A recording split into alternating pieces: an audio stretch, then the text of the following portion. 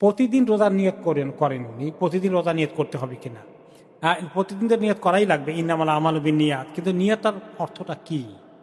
আপনি যে আপনারা তো সবাই আল্লাহ দিলে সুস্থ আছেন, রোজা রাখছেন, তো রমজান যখন থেকে ঢুকছে প্রতিদিন রাত্রে খেয়াল থাকে কিনা যে আগামীকালকে রোজা রাখবে, এটা ভিতরে আছে কিনা দিলে?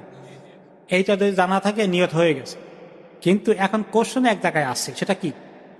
আমার আল্লাহ মাফ করে কেউ অসুস্থ 4-5 দিন রোজা রাখতে পারে, এখন আগামীকাল রোজা রাখবেন কি রাখবেন না, এটা এখন উনি অনিশ্চিত ছিলেন।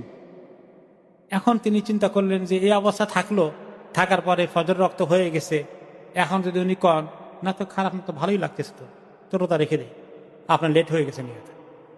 নিয়তটা কোন টাইমের ভিতরে করতে হবে? সবহে সাদেকের শুরু হওয়ার আখ্যান দিয়া, সবে সাদেক শুরু হয়ে গেছে, এখন নিয়ত করতেছেন, এটা আপনার ফরজ রোজা আদায় হবে না।